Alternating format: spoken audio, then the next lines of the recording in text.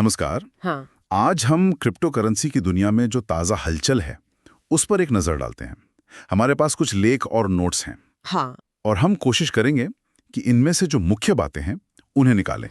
मतलब नियम कानून, बाजार, सुरक्षा और कैसे इसे दुनिया भर में अपनाया जा रहा है, इन सब पर। बिल्कुल। क्रिप्टो का माहौल आप देखें तो बहुत तेजी से बदल रहा है, खासकर रेगुलेशन को लेकर, अमेरिका में भी और ग्लोबली भी। हाँ, वही तो आज इन्हीं बदलावों के असर और उनके क्या मायने हैं इस पर बात करेंगे। जरूर। तो अमेरिका से शुरू करते हैं। सुना है अगले हफ्ते मतलब 14 से 17 जुलाई वहां हाउस ऑफ रिप्रेजेंटेटिव्स में एक तरह का क्रिप्टो वीक जैसा कुछ है। हाँ बिल्कुल। इसमें कुछ खास बिलों पर बहस होनी है, जैसे क्लैरिटी, जीनियस और एक एंटी सीबीडीसी सर्वेलेंस बिल भी है। अच्छा, तो मकसद है कि क्रिप्टो के लिए कोई साफ नियम बने। हाँ, एक ढांचा तैयार करने की कोशिश है। और ये एंटी सीबीडीसी बिल जो है वो दिलचस्प है।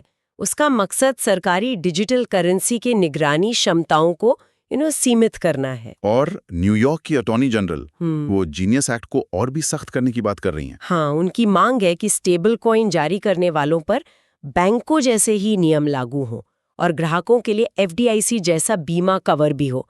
ये काफी अहम मांग है। ये तो बड़ी बात है। और अभी हाल ही में मतलब 18 जून को अमेरिकी सीनेट ने जीनियस एक्ट पास भी कर दिया है 68-30 के वोट से। जी हाँ, वो पास हो गया है।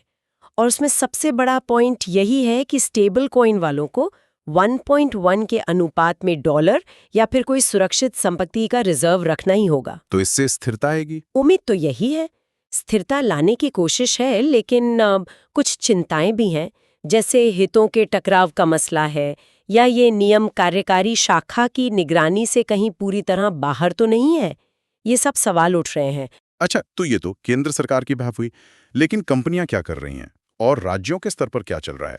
सुनने में आया है कि रिपल, सर्कल, बिडगो जैसी फर्में बैंक चार्टर लेने की कोशिश में हैं ओसीसी से। हाँ, वो कोशिश कर रही है राष्ट्रीय बैंक का दर्जा पाने की, office of the controller of the currency से। इससे उन्हें क्या फायदा होगा, मतलब असल फायदा? देखिए, सीधा फायदा ये है कि उन्हें अमेरिकी बैंकों जैसी सुविधाएं मिल जाएंगी, और सबसे बड़ी बात, फेडरल रिजर्व के पेमेंट सिस्टम तक सीधी पहुंच। ओह अच्छा। हाँ, मतलब फिएट करेंसी को लाना ले जाना तेज और सस्ता हो जाएगा, जो अभी तक क्रिप्टो अपनाने में क्या कहते हैं रुकावट रही है। सही कहा। और राज्य जैसे पेंसिल्वेनिया, टेक्सास? राज्यों में भी काफी कुछ हो रहा है। पेंसिल्वेनिया में एक्ट 7 आया है, जिसके तहत क्रिप्टो भेजने वाली फर्मों को लाइसेंस लेना जरूरी होगा। और टेक्सास ने तो अरिजोना और न्यू हैम्पशायर के बाद अब बाकायदा सरकारी बिटकॉइन रिजर्व रखने को कानूनी मान्यता दे दी है। वाह, मतलब राज्य भी आगे बढ़ रहे हैं। अच्छा, अब जरा बाजार का हाल देख लेते हैं। बिटकॉइन $1,09,000 के आसपास है। इथेरियम भी 2,553 के करीब। दोनों में आज थोड़ी गिरावट है। हाँ, हल्की गिरावट है। हो सकता है ये रेगुलेटरी गहमा-गहमी का असर हो, या शायद लोग मुनाफा निकाल रहे हों। हो सकता है, लेकिन एक बात चौंकाने वाली लगी। जेपी मॉर्गन ने स्टेबल कॉइन के लिए अपना अनुमान इतना घटा दिया, 2028 तक $4 ट्रिलियन से घटाकर सिर्फ 500 बिलियन। हाँ, ये काफी बड़ा बदलाव है उनके अनुमान में। और वजह वही बताई है कि क्रिप्टो ट्रेडिंग के बाहर, मतलब असल दुनिया में इनका इस्तेमाल अभी भी बहुत सीमित है। ये बात तो है, असल दुनिया में इस्तेमाल अभी भी एक चुनौती है। बिल्कुल, लेकिन दूसरी तरफ नए निवेश के रास्ते भी तो खुल रहे हैं। जैसे अमेरिका का पहला सुलाना ईटीएफ लॉन्च हो गया है, एसएसके कोड है उसका। हाँ, REX Osprey Solana plus staking ETF. तो इसमें एसओएल में निवेश के साथ स्टेकिंग यील्ड भी है, करीब 7.5% सालाना। जी हाँ, स्टेकिंग से कमाई का मौका भी है। हालांकि ये भी देखना होगा कि इसकी मैनेजमेंट फीस 1.4% थोड़ी ज़्यादा है, और निवेशकों की शुरुआती दिलचस्पी अभी मतलब बहुत जोरदार नहीं दिख रही है। अच्छा, संस्थागत स्तर पर देखें तो कॉइनबेस के लिए अच्छी खबर है। बर्नस्टीन ने शेयर का टारगेट प्राइस 65% बढ़ा दिया। हाँ, ये काफी पॉजिटिव खबर है कॉइनबेस के लिए। वजह वही बताई जा रही है, रेगुलेशन में जो सकारात्मक माहौल बन रहा है, जैसे जीनियस एक्ट पास हुआ, सर्कल के साथ उनकी पार्टनरशिप हुई। विलियम ब्लेयर जैसी फर्म तो इसे क्रिप्टो का पुनर्जागरण तक कह रही हैं। हाँ, कुछ एनालिस्ट इसे ऐसे ही देख रहे हैं। और इसी माहौल में एसईसी ने भी एक कदम उठाया है।